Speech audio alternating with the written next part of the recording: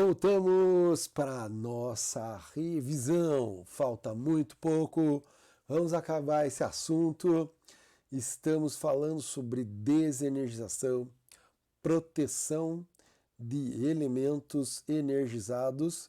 Então a gente pode ver aí nessa figura, alguém tentou proteger os cabos energizados de baixa tensão com folhas de papelão, pedaços de papelão, ficou legal até, porém não protegeu nada. A ideia, eu diria assim, vale um 0,1 pelo esforço, porém não causa efeito de isolação nenhum, mesmo porque não é o dispositivo que pode ser empregado.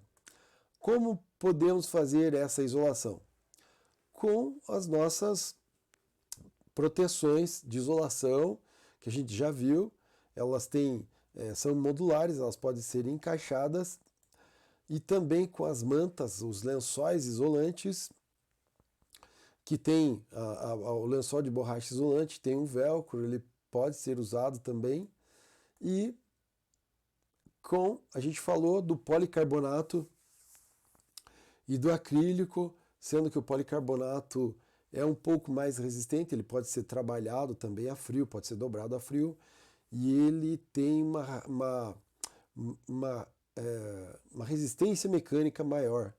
Então, algumas vezes que eu vou apertar os parafusos, se eu estou com acrílico, ele pode rachar, e o policarbonato dificilmente vai fazer com que isso aconteça. Aí a sinalização, através de uma sinalização, né, uma proteção também, sinalizando que é uma área protegida. Aqui também um poste com a escada amarrada e tal, e a sinalização aí. A sinalização, né, de impedimento de reenergização. Deverá ser adotada sinalização adequada à segurança destinada à advertência e identificação da razão da desenergização. São os cartões que eu coloco junto ao cadeado que vai dar a nossa, digamos assim, a nossa diretriz de a quem comunicar e quem está fazendo o serviço no sistema. Essa aqui é a etiqueta, onde tem o nome, departamento, ramal, motivo e a data e a hora e a foto da pessoa que está trabalhando lá. Pode ser eletricista, mecânico. Aqui também o exemplo do cadeado na chave. A chave já veio protegida, já veio com o buraco para inserção do cadeado. E as nossas perguntas da revisão que a gente já fez, mas para relembrar um pouquinho, vamos refazer essas questões. Qual que é o primeiro item da sequência de desenergização, que são questões caíveis aí? Deixa eu mudar de lugar aqui. São questões caíveis em provas, em vestibulares, provas de empresa. Então é importante você estar com essa sequência na sua cacholinha. Olha lá. Enumere de 1 a 6 as etapas ou sequências de desenergização. Claro que se eu vou desenergizar, a primeira coisa que eu vou fazer é o seccionamento. Então já vai ficar aqui a nossa respostinha aqui. Número 1, seccionamento. Depois, eu não quero que reenergize, então vou fazer o impedimento. Impedimento de reenergização, cadeado ou trava. Depois que eu impedir de religar, eu vou constatar a ausência de tensão. Por que, professor, constatar a ausência de tensão? Porque eu vou trabalhar lá e ainda vou instalar um aterramento. Opa, então esse é o quarto passo? Esse é o quarto passo. E agora? O que eu vou fazer? E agora? Proteção dos elementos energizados. Beleza? Proteção dos elementos energizados, sinalização de impedimento de reenergização é o nosso sexto passo. Esse impedimento, normalmente, eu já faço aqui quando estou colocando o impedimento de reenergização. Eu faço já a minha sinalização, porque eu já estou lá. Mas a norma fala que é o sexto passo, que é o impedimento de reenergização. Tá bom? Vamos lá! Quais são os cuidados que devo ter para medir com multímetro na etapa da constatação da ausência de tensão. Então, eu tenho que ter cuidados. Quais são esses cuidados? A tecla Hold, né? A seleção da tensão contínua ou alternada, medir tensão contínua na tensão contínua e tensão alternada na tensão alternada. A cor do multímetro, nada a ver. Categoria do multímetro, normalmente nós usamos CAT3 ou CAT4. Posso usar aqueles outros? É perigoso usar o multímetro que está fora da categoria, porque ele não tem os fusíveis adequados nem as proteções. Então, somente o da categoria. A posição do multímetro na horizontal só quando a gente usava aqueles multímetros de ponteiro. Agora são multímetros digitais, não tem com o que se preocupar com o desbalanceamento do galvanômetro, que era o ponteiro. Então é isso. Questão 2, resolvida. Quais são os dos dois verificadores? Está de acordo com o NR10? Mas é claro que é esse aqui, é o detector de tensão, porque outro circula uma corrente por você, para que você meça se está de acordo, se tem fase ou não. A corrente elétrica passa aqui do fiozinho por você e pode dar ruim. Quais as causas abaixo podem causar energização acidental? Por isso que a gente faz o aterramento temporário. Contato acidental com circuitos energizados. Animais silvestres? Não. Tensões induzidas por linhas adjacentes? Sim, a gente já falou sobre isso. O campo magnético das outras linhas pode induzir uma corrente elétrica nos teus circuitos. Fontes de alimentação de terceiros, geradores, baterias, células fotovoltaicas. Descargas atmosféricas, sim, também. Na redistribuição deve-se trabalhar no mínimo entre 2 aterramentos. E pode ser mais? Pode. 2 ou mais aterramentos. Então poderia ser qualquer um desses aqui também. Na cabine de alta tensão, onde tem chave seccionadora e disjuntor, qual devo, faltou um S aqui, desligar primeiro? A chave seccionadora. Sim. A chave seccionadora? Não, a chave seccionadora não. Muito pelo contrário. Qual que eu devo desligar primeiro? Quem é que corta o arco? É o disjuntor. Então eu devo desligar o disjuntor primeiro.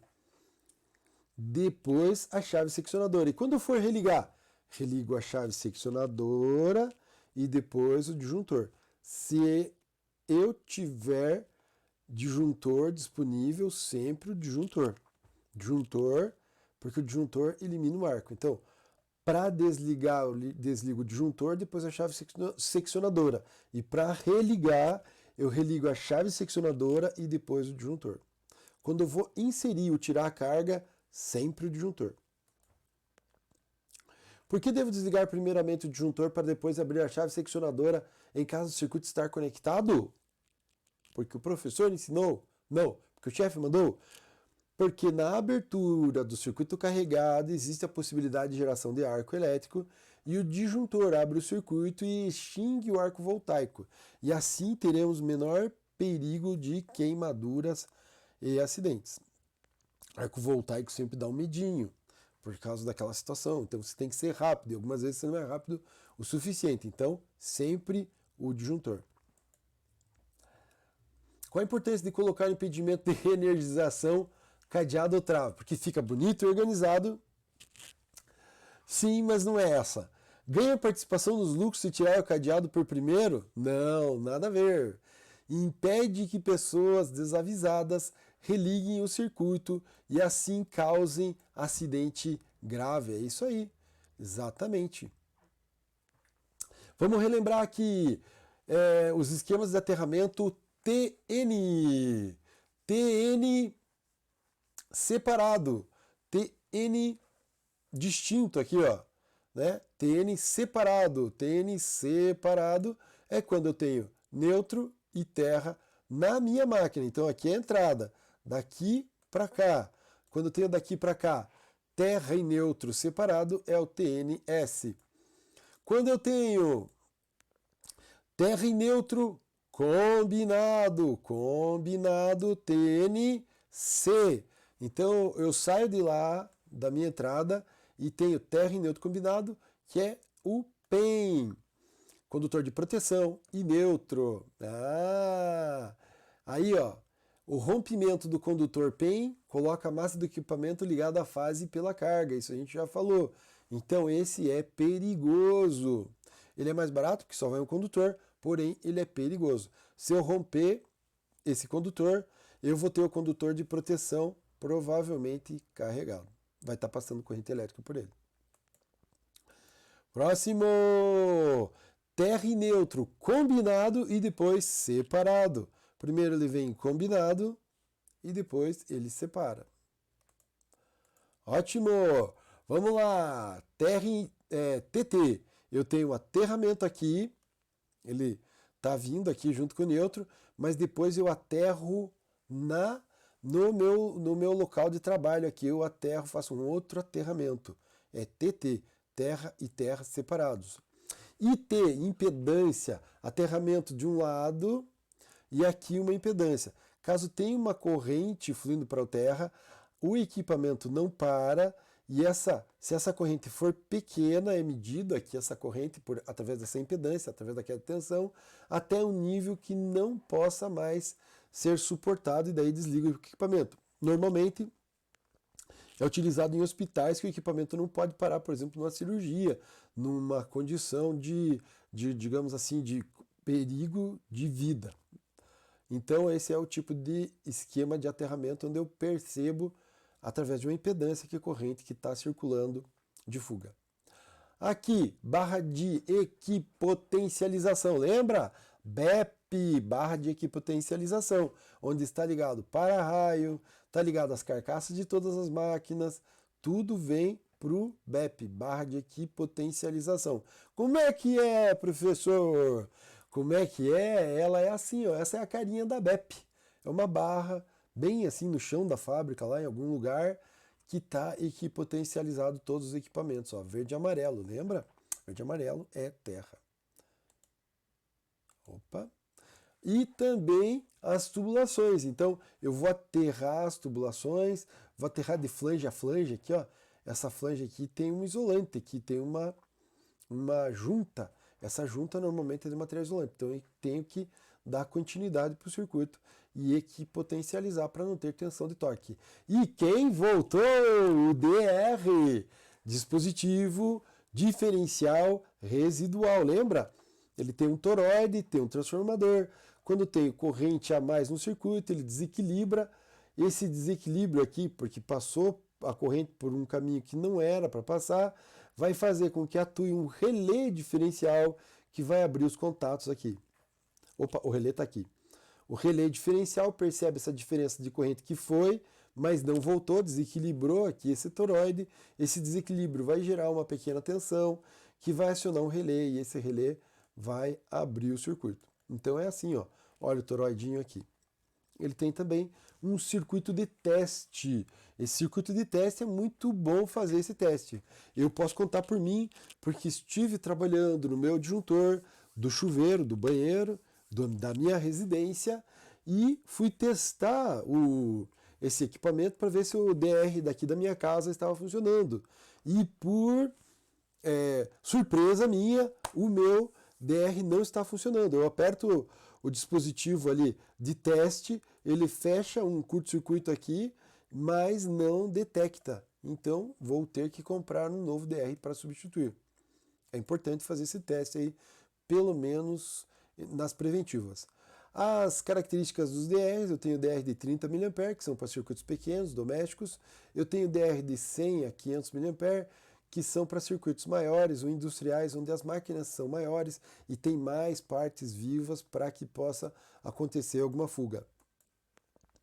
Os chuveiros adequados para DR já vem escrito chuveiro compatível com DR, porque os outros chuveiros não têm resistência blindada, ou seja, ela não está isolada e vai passar corrente de fuga pela água, então o DR não vai fazer sentido nenhum. Aqui o quadro de onde tem um DR, só relembrando que o DR vai combinado com o disjuntor, que é o disjuntor normal aí, que é o disjuntor termomagnético, que protege contra curtos-circuitos e sobrecorrentes. E logo em seguida aqui, ó, tá entrando aqui pelo disjuntor e na sequência tá passando pelo DR e depois sendo distribuído para os circuitos. Então o DR deve ser usado combinado com o disjuntor. Selve e pelve, lembram? Do inglês, selve é separated extra low voltage. É uma voltagem, uma tensão baixa e separada da terra, né? Separada do referencial terra. E o pelve? O pelve é uma protected extra low voltage. Meu inglês está cada vez melhor, como vocês devem ter percebido. E o pelve é um circuito isolado, porém protegido, de tensão baixa. Então aqui a gente pode ver o desenho esquemático do transformador do selve, que é o separado. Então aqui eu tenho os circuitos separados, não é autotransformador, é um transformador, não é autotransformador. Está separado e acoplado apenas pelo campo magnético.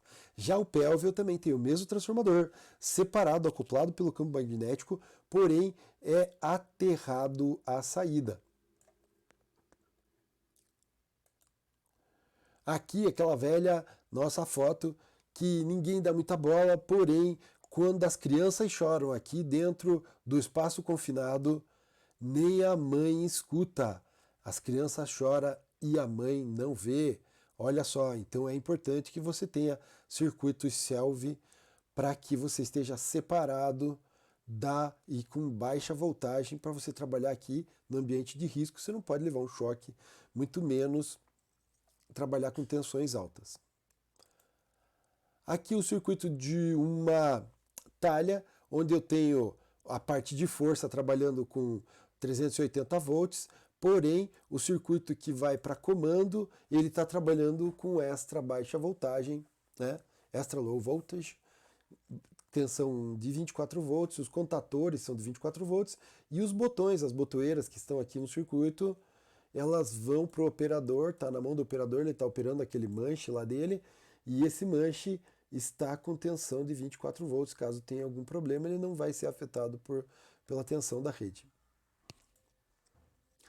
Segurança no trabalho é colocar sua vida e de seus colegas acima de tudo. Acima de tudo, a segurança nossa e dos nossos colegas aqui. Terminamos a nossa revisão.